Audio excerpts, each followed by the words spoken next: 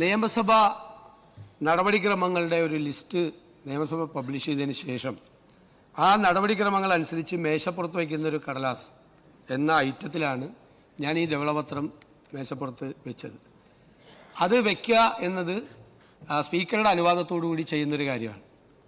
അത് വെച്ചതിന് ശേഷമാണ് അതിന് ശേഷമുള്ള എന്തെങ്കിലും ഒബ്ജക്ഷൻ 303 എന്തെങ്കിലും അവതരിപ്പിക്കുന്നത്, അല്ലാതെ വെക്കുന്നതിന് മുമ്പല്ല. അത് നിയമസഭാ നടപടിക്രമങ്ങൾ അങ്ങ് 5 വർഷം അങ്ങേക്ക് അറിയാമെന്ന് പറഞ്ഞു. എനിക്ക് 25 വർഷം അറിയാവുന്ന ആളാണ്. ഇതാണ് നടപടിക്രമം. അങ്ങ് പരിശോധിച്ചാൽ മതി. ഇതിനു മുമ്പ് ഏത് കാര്യത്തിൽ ലീഗൽ ഒബ്ജക്ഷൻ, ഒരു ബില്ല് പോലും പൈലറ്റ് ചെയ്തിട്ടാണ് ലീഗൽ ഒബ്ജക്ഷൻ.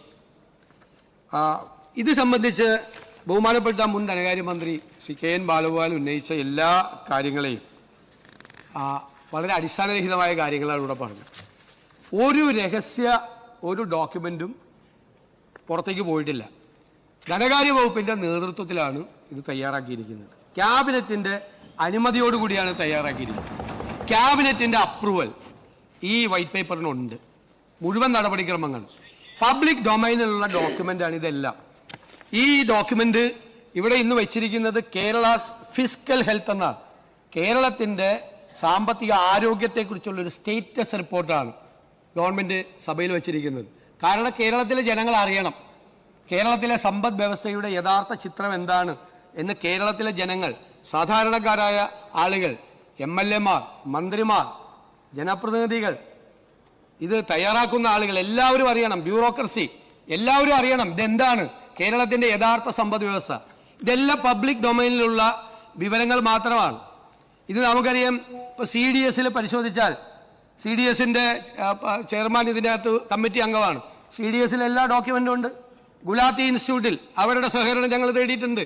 അവരുടെ എല്ലാ ഡോക്യുമെൻറ്റും ഉണ്ട്. മാത്രമല്ല എല്ലാ വർഷവും ബജറ്റിൽ പ്രഖ്യാപിക്കുന്ന കാര്യങ്ങളാണ് ഈ ഡോക്യുമെൻറ്റ്സ് എന്ന് പറയുന്നത്. എല്ലാ വർഷത്തെയും ബജറ്റിൻ്റെ ഡോക്യുമെൻറ്റിൽ, പ്ലാൻ ഡോക്യുമെൻറ്റ്, ഇതൊന്നും ഒരു രഹസ്യ സ്വഭാവമുള്ള ഒരു ഡോക്യുമെൻറ്റും ഇതിനകത്തില്ല. എല്ലാം പബ്ലിക് ഡൊമൈനിലുള്ള മുഴുവൻ ഡോക്യുമെൻറ്റുകളും കൃത്യമായി അനലൈസ് ചെയ്തിരിക്കുകയാണ്. അതിന് ഏറ്റവും വിദഗ്ധരായ 3 പേരുടെ സഹായം ഞങ്ങൾ തേടി. ക്യാബിനറ്റ് സെക്രട്ടറി ആയിരുന്ന, ഡൽഹിയിൽ ക്യാബിനറ്റ് സെക്രട്ടറി ആയിരുന്ന, സംസ്ഥാനത്തെ പ്ലാനിംഗ് ബോർഡിൻ്റെ ഉപാധ്യക്ഷനായിരുന്ന ശ്രീ KM ചന്ദ്രശേഖർ, ഏറ്റവും പരിണതപ്രജ്ഞനായ ഒരു മുൻ ഉദ്യോഗസ്ഥൻ, അദ്ദേഹം ഏറ്റവും വലിയ സാമ്പത്തിക വിദഗ്ധൻ, ഡോക്ടർ ഡി നാരായണ എന്ന് പറയുന്ന എക്കണോമിസ്റ്റ്, CDSൻ്റെ ചെയർമാനായ ഡോക്ടർ വീരമണി. മാത്രമല്ല മുഴുവൻ സ്ഥലങ്ങളിൽ നിന്നും സാമ്പത്തിക കാര്യ വിദഗ്ധരുൾപ്പെടെയുള്ള മുഴുവൻ ആളുകളുടെ പല നോട്ടുകളും പരിശോധിച്ച് ധനകാര്യ വകുപ്പാണ് അതിൻ്റെ നേതൃത്വത്തിലാണ് ഇത് തയ്യാറാക്കിയിരിക്കുന്നത്. ഇത് നമുക്ക് എല്ലാ കാര്യങ്ങളും നമുക്ക് അറിയാം എന്ന് നമ്മളങ്ങ് വിചാരിക്കരുത്. നമുക്ക് അറിയാൻ പാടില്ലാത്ത ഒരുപാട് കാര്യങ്ങളുണ്ട്. ഈ ഗവൺമെൻറ് ആഗ്രഹിക്കുന്നത് വിദഗ്ധരായ ആളുകളുടെ, ഓരോ രംഗത്തെയും വിദഗ്ധരായ ആളുകളുടെ സേവനം ഉറപ്പാക്കി അവരുടെ ഉപദേശം തേടി ാണ് ഓരോ കാര്യങ്ങളും ചെയ്യാൻ തീരുമാനിച്ചിട്ടുള്ളത്.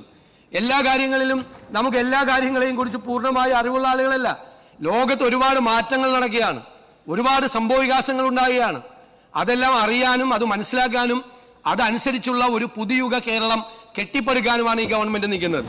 ഞാൻ വളരെ അഭിമാനത്തോടു കൂടി പറയുന്നു, ഇവിടെ പലപ്പോഴും വെച്ചിട്ടുള്ള പല വൈറ്റ് പേപ്പറുകളും പൊളിറ്റിക്കൽ ഡോക്യുമെൻ്റാണ്. ഇത് it's not a political document. ഇത് സംസ്ഥാനത്തിൻ്റെ സാമ്പത്തിക ആരോഗ്യം സംബന്ധിച്ച ഒരു സ്റ്റേറ്റസ് റിപ്പോർട്ടാണ്. ഇത് കേരളത്തിൻ്റെ ഭാവി കെട്ടിപ്പടുക്കുന്നതിന് വേണ്ടി ഏറ്റവും പ്രയോജനം ചെയ്യാൻ പോകുന്ന അടിസ്ഥാന ഡോക്യുമെൻ്റാണ്. കെട്ടിപ്പൊക്കിയ മിഥ്യകളൊന്നും ശരിയല്ല എന്ന്. ഞാനിപ്പോൾ അതിനെക്കുറിച്ച് ഇതിൻ്റെ വിശദാംശങ്ങളിലേക്ക് പോകുന്നില്ല. അതെല്ലാം വായിച്ചു നോക്കിയിട്ട് എല്ലാവരും മനസ്സിലാക്കിയാൽ മതി. കെട്ടിപ്പൊക്കിയ മിഥ്യകൾ ഒരിക്കലും ഒരു സംസ്ഥാനത്തിൻ്റെ സമ്പദ് വ്യവസ്ഥയും ഒരു പ്ലാനും തയ്യാറാക്കുമ്പോൾ അതിൻ്റെ അടിസ്ഥാനപരമായ കാര്യങ്ങൾ പോലും ശ്രദ്ധിക്കാതെ സമ്പദ് വ്യവസ്ഥയുടെ അടിത്തറ കുഴിമാന്തുന്ന സംഭവങ്ങൾ ഇതെല്ലാം നമ്മൾ അറിയണ്ടേ? നമ്മൾ അറിയണമെങ്കിൽ വിദഗ്ധ ഉപദേശം വേണം. ആ വിദഗ്ധ ഉപദേശം ഈ സർക്കാർ ഇനിയുള്ള എല്ലാ കാര്യങ്ങളിലും നേടിക്കൊണ്ടായിരിക്കും മുന്നോട്ട് പോകുന്നത്. ആ വിദഗ്ധരുടെ സേവനവും അവരുടെ ഉപദേശവും ഈ വൈറ്റ് പേപ്പർ തയ്യാറാക്കുന്നതിന് സഹായകരമായിട്ടുണ്ട്. അവരോട് നന്ദി പറയാൻ കൂടി ഞാൻ അവസരം ഉപയോഗിക്കുന്നു.